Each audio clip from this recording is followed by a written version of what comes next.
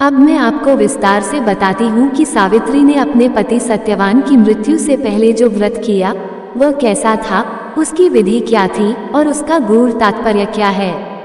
यह व्रत सप्तदिवसीय पूर्व व्रत था, यानी एक ऐसा गुप्त व्रत जो मृत्यु पूर्व संकट से रक्षा के लिए किया जाता है।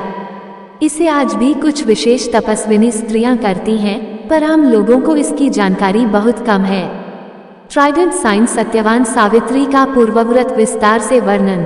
व्रत का उद्देश्य अपने पति की निश्चित मृत्यु को टालना, नियति को बदलना और ईश्वर को साधना के बल से प्रसन्न करना।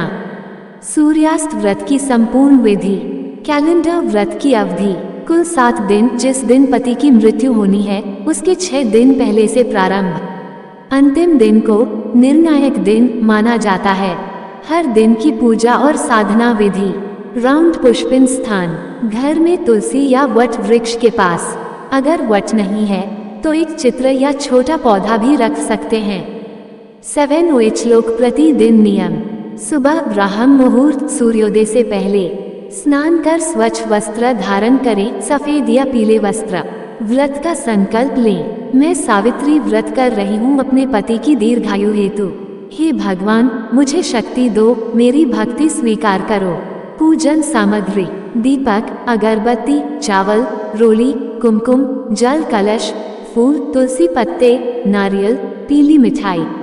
पूजा विधि: वट वृक्ष या तुलसी के समक्ष दीपक जलाएं। सावित्री माता और यमराज का ध्यान करें।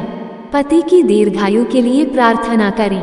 मंत्र जाप: ओम आदित्याय नमः 108 बार। ओम श्रीं हुई सावित्र्य स्वाहा 108 बार। भोजन नियम: दिन भर उपवास करें, केवल फलाहार, जल या एक बार फल ग्रहण। लहसुन प्याज रहित सात्विक भोजन, अगर शक्ति कमजोर हो तो।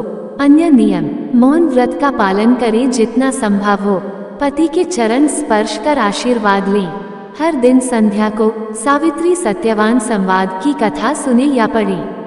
7वें दिन मृत्यु का दिन, विशेष पूजा। आकाशगंगा पूर्ण मौन व्रत, जो रात्रि जागरण।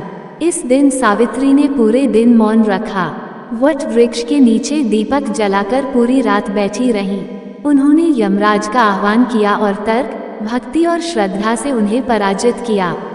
ट्राइडेंट साइन अंतिम मंत्र: हे यमराज, मैं पत्नी धर्म निभा रही हूँ। धर्म की रक्षा करो, मेरे पति का जीवन मुझे लौटाओ।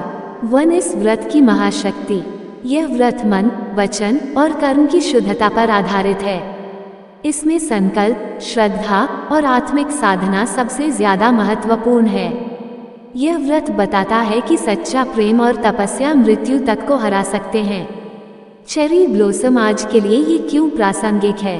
पति की लंबी उम्र और संकट से रक्षा के लिए, वैवाहिक जीवन में संतुलन और प्रेम बढ़ाने के लिए, स्त्रियों में आत्मबल और मानसिक शक्ति जागृत करने के लिए। बुक: यदि आप यह व्रत करना चाहें तो याद रखें, मन की श्रद्धा सर्वोपरि है। शास्त्रों के अनुसार यह व्रत किसी विशेष दिन जरूरी नहीं, बल्कि संभावित संकट या विशेष इच्छा पूर्ति के समय भी किया जा सकता है।